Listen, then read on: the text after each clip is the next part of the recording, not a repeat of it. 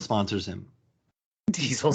Do they even exist anymore? I don't know if they do. Maybe he bought up their back catalog. Diesel jeans. Yeah. Diesel tank tops. You have to tuck them into your boots. Those tank tops are so immaculate.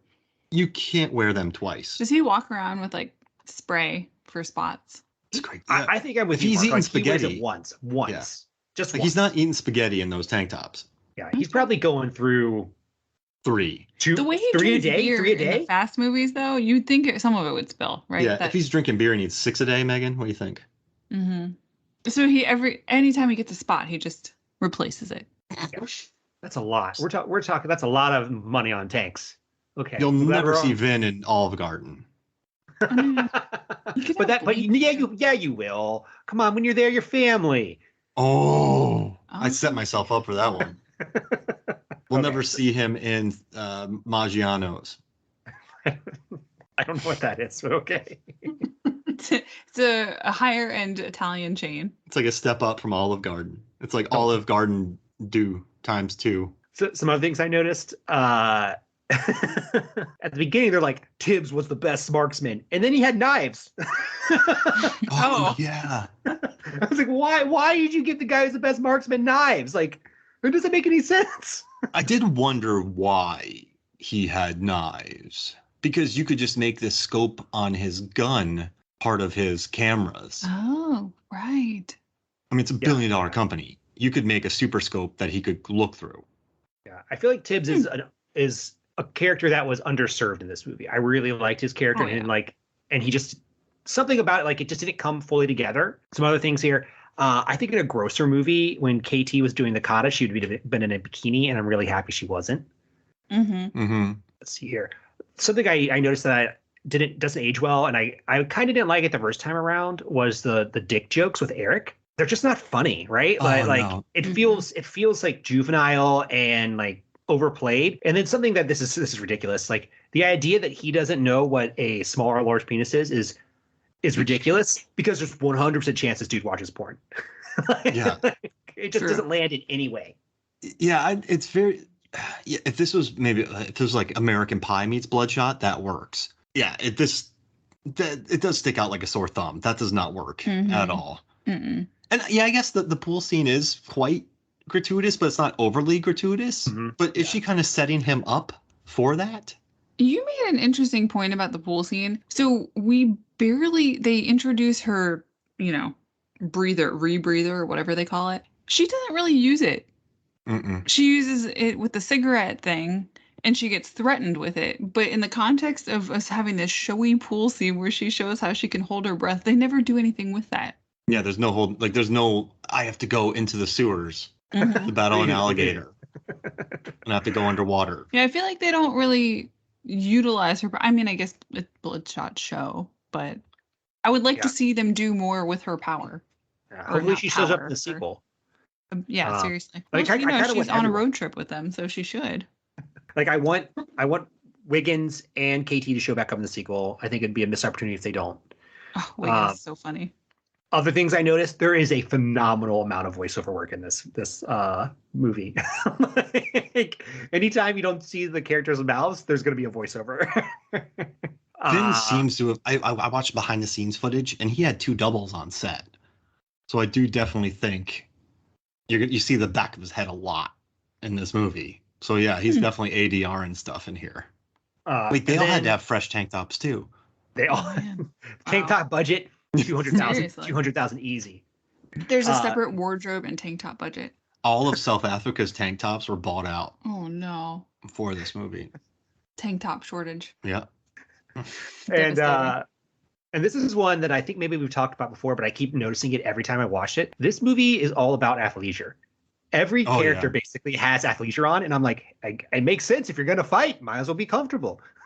I mean, yeah, no, I'm all about that athleisure life. You know what's funny? I did notice in the scene where Bloodshot goes after Toby Kebbell, Martin Axe, which, by the way, his British accent made me think it was Martin X until I saw it spelled out and it's Martin Axe, but that's neither here nor there. They show up at the airstrip to pick up Bloodshot after his first revenge mission, and both KT and Dalton are wearing these silky black bomber jackets that are sort of cropped. And I just thought it was the randomest. And so I look over at the third member of their group and he's not wearing one. Tibbs. Let's start that over. Yeah. So I look over at Tibbs and he's not wearing one of those jackets. He's a rookie. You have to be there for 3 years to get a fancy satin puffy bomber jacket that's cropped. Yeah. I just thought that was an interesting. Maybe they both picked similar jackets out of the wardrobe that day, but it felt like a group thing, but then it wasn't. I don't know. It was just random. You make a great point, though, because you're right. Sam Heughan is always in there. Alex Hernandez and Eiza Gonzalez, they all look like they're about to go to yoga class or Pilates throughout this. Yeah. They just left work, went to the gym. Now they're hanging out. Yeah. That's sort of what lends to like the realness to this movie. As much of the movie about, nanites can be real, but it grounds it. Like athleisure, this movie is grounded by athleisure. There, I said it. That's true. Hey, I mean, this is a movie I could cosplay or be a part of because I would want to be comfortable all the time. I could secretly cosplay at yoga class. There you go. No one would know. And if someone got it, Bloodshot. Imagine that. You're walking in and someone looks at you and goes, Bloodshot. I feel like that should be in some celebrities' riders. Gonna wear athleisure wear the whole production. Oh, okay, I'm in. Like Tony Stark. I'm not wearing the suit. I'll wear Lululemon. Yes. Lululemon Iron Man suit. That would be amazing. I'm not going to wear that green stuff that you make people wear. I'm going to wear Lululemon green stuff. I'm going to be comfortable when I have little orbs around my head. Mo-capping. I mean, there's definitely pictures of that out there on the internet. Andy Serkis wore nothing but Lululemon during Lord of the Rings trilogy. Which is fair because I used to scoff at how expensive it was until I got pregnant. And I was like, I need some stuff that's going to stretch and be comfy. And I bought a whole lot of that stuff. Hey, they live up to it. And it still fits and it's wonderful. Before we get into the deleted scenes, I do want to mention, I do love that when KT goes and very dramatically blows up the server room. I mean, she could have just tossed those things in there. Oh, this is funny. When she just walks with the things behind her, and then she sassily throws the thing in there. She gets a being behind her makes sense because who wants to breathe that stuff in? Yep. Although she doesn't have to breathe. Never mind. I guess it looks cool. And then she gets her own fire moment exploding in front of her where she's not even walking away. She's just watching it. But during that time, I don't know if you picked up on this, David, and Megan, I showed you this. I had you listen to this. But Winston is in the background going, all right, I got this step. And when it's blowing up, he goes, step 36. So the whole time when she's blowing stuff up, he's giving her steps. So he's at step 36 by the time everything blows up. Did you catch that? I did catch that. Yeah. Oh. Yeah. Well, he's going through code instructions too. Like, we're going to disable it through code, not blow it up. What is it? Like, oh, just control alt, blow everything up. And then he Kobe's it. Why didn't I think of that? He's a treasure in this movie. And also, he's just wearing jammies when he's kidnapped. Until the very end when he's in the RV and he's got a fancy suit on. Yeah, he looks awesome in that. But everyone's looking comfortable in this movie. Just jammies. And also, I want to say, the behind-the-scenes footage, everyone seemed to really get along on this movie. Like, everyone loved Vin. Mm-hmm. Like, he and Eiza seemed like best buds. She kept poking him on the nose. And she was booping him. She kept booping him. They kept, like, dancing around. And then everyone's just, he's lifting weights and joking. He's like, I get my morning curls in here. Then I go talk to, like, he's being silly on set. And during the flower fight, he was on set the entire time. And Guy Pearce looked really happy to be... Guy Pearce was loving it. Him and Vin were cracking up. There's a behind this, like, the director's talking, and behind him, it's just Vin and Guy Pearce sitting on chairs chatting. I'm like, I want to hear this conversation. So, I mean, as much as flack as Vin Diesel gets, it seems like everybody on this production liked each other. Mm-hmm. Like, Sam Heughan was really happy to be part of it. You could tell that Diesel and Eiza Gonzalez got along great.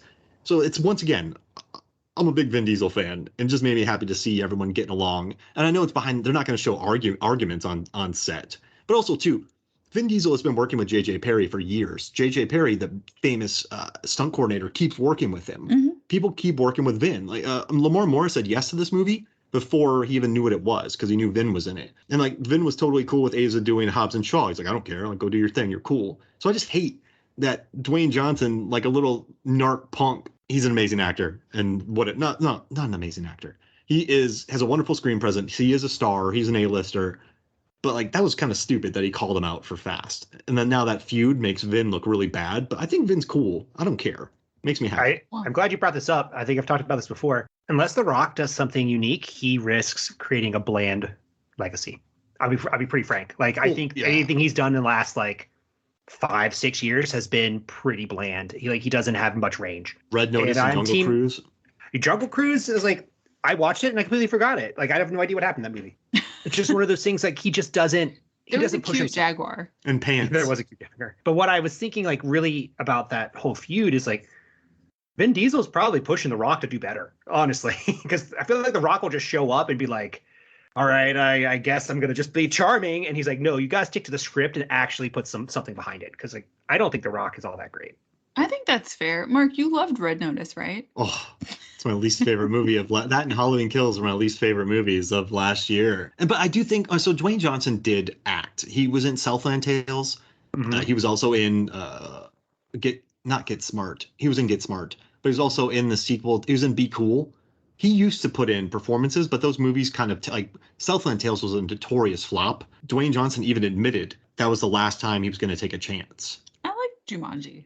Yeah, but he's really fun in that, but he's not like. No, he's not taking risks or being unique, but I like him in it. He's likable. And yeah, I do think I do think back in the day, like Stallone took a few risks. I think that Schwarzenegger did Twins and he took risks. Oh, yeah.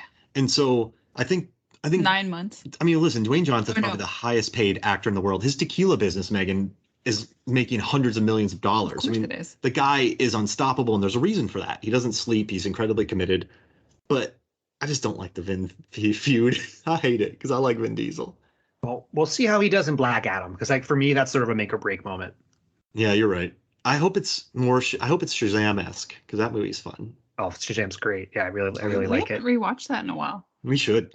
Chuck. It's not like we don't have other movies and things that we're trying to get through. Chuck Zachary Levi. Yes. Is in it. He's very likable. We saw him at Dragon Con. Right. So, deleted scenes. We get one where, Eric is leaving the building and he calls Bloodshot $1 billion revenge machine. Should that have stayed in? I like the line. They should have kept the line. What do you think? They're constantly talking about this being $1 billion, that being multi-billion dollars. So I think they drive the point home. Maybe replace one of the other $1 billion lines, because that's a funny one. Yeah, I like good, it right? too. Yeah, yeah, because I don't know what happened to Eric, right? Like 6 inches is big. Like that's his final line when he leaves. He's just running away crying, oh, brother. Yeah. And then what about the scene where he first comes to life? And it's I just thinking of athleisure now.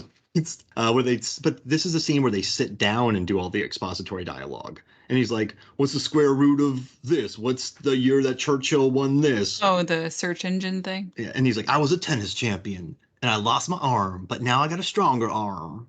Well, that exists in the movie. So I think they replaced, because that is in the movie in a different capacity. And I was thinking when we watched this deleted scene, how much I like what they chose better. It's shorter. It's less, verbose, and it's better.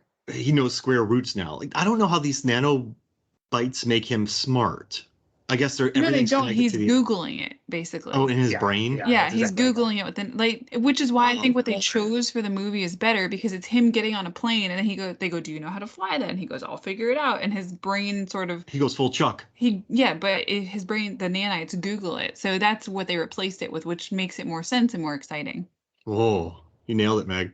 So you had a sit-down scene that just dropped dialogue on you, and instead they showed. Yeah. What do you think, David? I agree. Yeah, it's a little bit too long. The other one is, let's say other scene. He's just talking to his troops. The troops and his wife. Oh my gosh. You got to fight for the present, boys. Like he turns around, he stops maybe 3 times and says the same thing to them. If I was an extra in that scene and he just keeps yelling at us, I'm like, what? Wait, are we still on? Like, where am I? Can we go home now? All right, guys, let me tell you a story. Wait, what? Yeah, I'm glad they cut that. It does show, though, that like Vin Diesel has the moments where he is acting in this film, but there's not that many of them. Mm-hmm. It's like a moment when they're about to kill his wife is really good. When he shows up and sees his wife's pretty good. They're just like a couple of small moments where you can tell that he's putting on a performance and he's just not action hero Vin Diesel. What the hell? What the hell, Doc? I love that scene. And also I love the thank you bits never get old. When Wiggins just says, how about you say thank you? And then for the rest of the movie, Bloodshot says thank you. It's a nice touch. Mm-hmm. No, I think it's a good one. And you know what I like too? in so many movies nowadays. Polite nowadays. And he's just nice in this movie. I feel like cinema rewards people for being the funny jerk, not the polite